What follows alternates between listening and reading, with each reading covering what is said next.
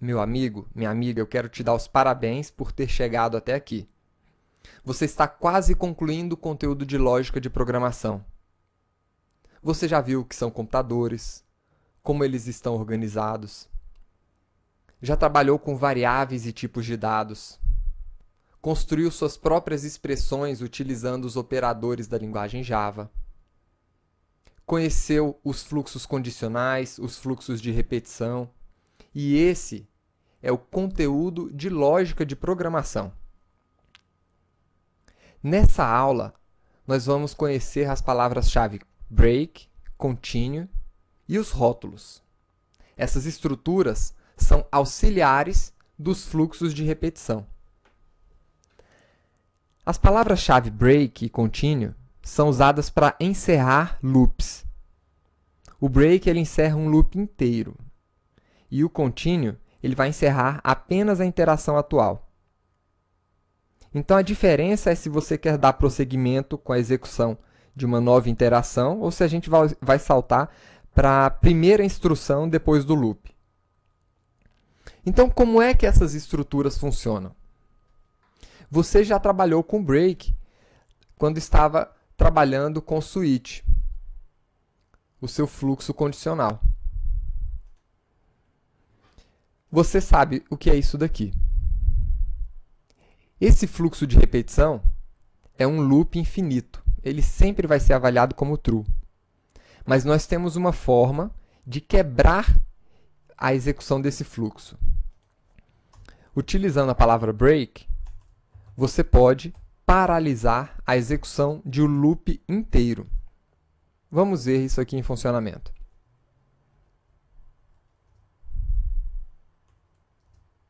Tá aí. Ele entrou apenas uma vez na execução e paralisou logo em seguida. Nós temos também a estrutura continue. Agora, para ficar um pouco mais claro, vamos utilizar aqui um for. E eu vou percorrer esse for 10 vezes.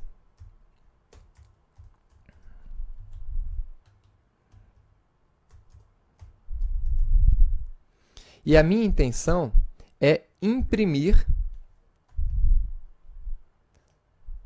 o valor de i aqui dentro.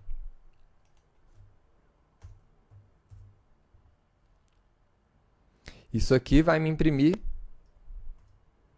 de 0 até 9, todos os números. Agora, imagine que você queira, por algum motivo, parar a execução desse loop na quinta posição. Então, se o i for igual a 5, você pode utilizar a palavra-chave break, que você já aprendeu.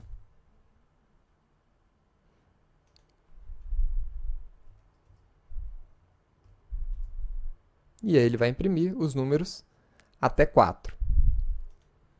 Agora, imagine que você queira pular o código que seria executado aqui dentro desse loop quando ele chegar na posição 5. Então, chegou na posição 5, eu vou pular essa execução e vou passar para a próxima execução, de número 6. Vamos ver o que acontece. E está aí. Ele imprimiu os números de 0 até 4. No loop de número 5, ele pulou e continuou no 6 em diante. Então, é assim que funciona a nossa palavra continue. O break, ele para o loop inteiro, e o continue, ele para apenas a interação atual. Vamos ver agora como funcionam os rótulos. Os rótulos, eles servem para você indicar em qual loop você quer continuar ou parar. Como assim? Tanto as palavras break como continue, elas vão paralisar a execução apenas do loop mais interno onde ela se encontra. Então, se você tivesse aqui dois for, um dentro do outro,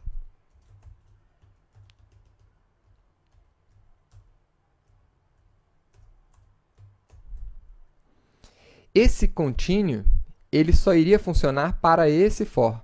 E o break também. Ele não paralisaria esse for mais externo. Para isso, nós temos os rótulos. Os rótulos são nomes que você pode dar para essas suas estruturas, para esses seus fluxos. Então, você poderia indicar um nome para esse primeiro fluxo. Então, poderia colocar aqui rótulo 1, por exemplo. E aí o nome do seu rótulo ele vem seguido do sinal de 2 pontos. E aqui poderia ser o 2.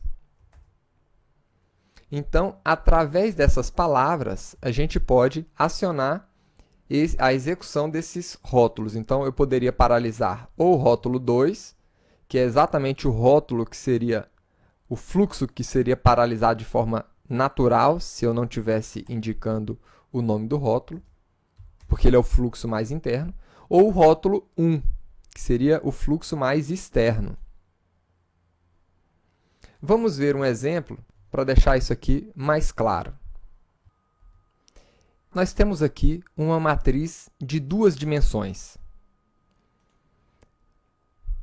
E você precisa construir um algoritmo, ou seja, um código que localize o valor true dentro dessa sua matriz bidimensional. Aliás, dentro dessa sua matriz. Então, o primeiro passo seria você construir um for que percorresse cada um dos elementos do da primeira dimensão do seu array. Então, cada elemento aqui eu vou imprimir a palavra A. Vamos ver o resultado disso daqui.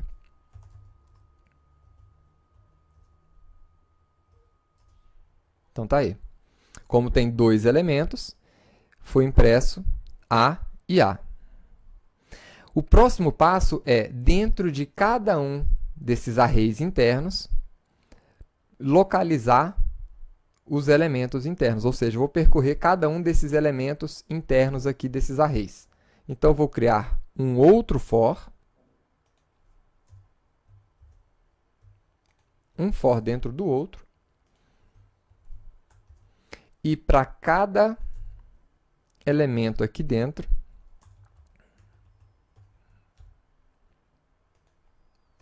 ou seja, dentro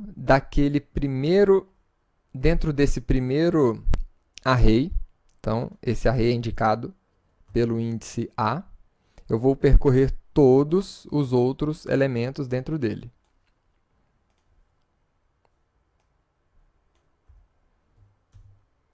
Então, vamos ver o resultado desse código. Então, tá aí. Ele entrou no primeiro array, e dentro desse array ele percorreu todos os elementos do array. Agora entrou no segundo array e percorreu todos os elementos daquele segundo array. Ou seja, nós montamos aqui um fluxo de repetição dentro de outro para percorrer todos os elementos dessa matriz. Agora eu quero localizar aquele elemento que tenha o valor igual a true. Então, como é que eu localizo um elemento aqui dentro? Vamos lá. Se dentro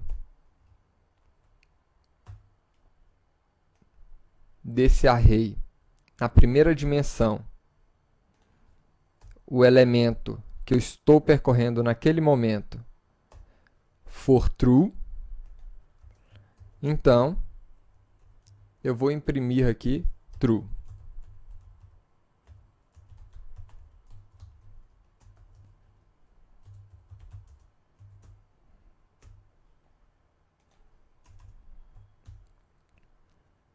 Então, quando ele localizar o valor true, ele vai imprimir true.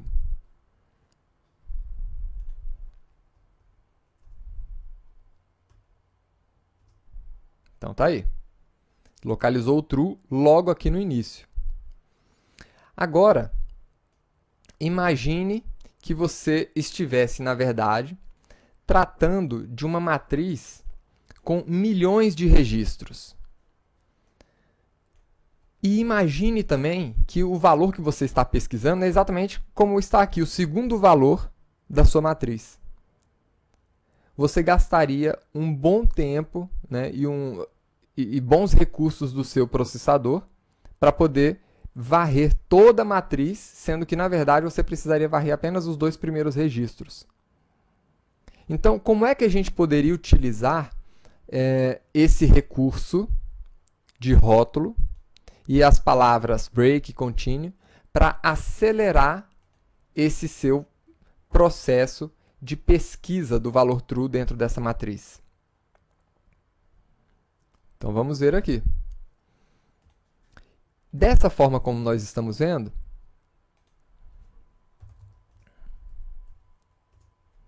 ele está imprimindo, né, ele está percorrendo todas as linhas e todos os registros, todos os elementos dentro de cada linha para fazer a pesquisa, mesmo já tendo encontrado no início.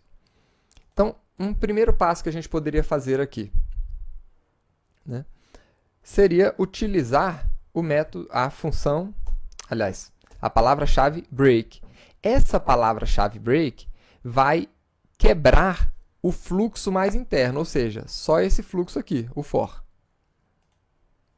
Então, vamos ver qual é o resultado disso. Então, tá aí. Ele entrou na primeira linha, entrou no primeiro registro, no segundo ele encontrou.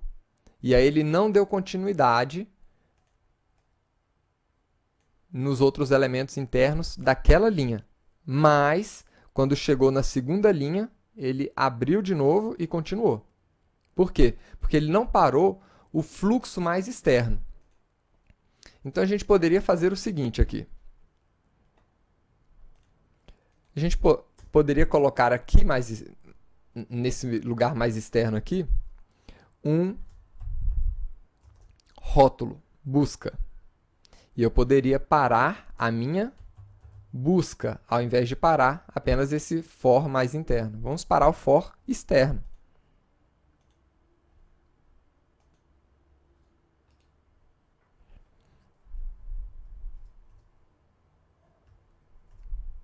Então, tá aí. Paralisando o for mais externo, quando ele encontrou o valor true, ele já parou a pesquisa. Ou seja, ele não consumiu mais recurso varrendo todos os registros e continuando o processamento. E o continue também pode ser utilizado junto com os seus rótulos. Então, é assim que funcionam os rótulos, a palavra-chave break e continue para apoiar os fluxos de repetição. Nós estamos praticamente concluindo o conteúdo de lógica de programação e vejo você na próxima aula, futuro programador Java. Até lá! E parabéns!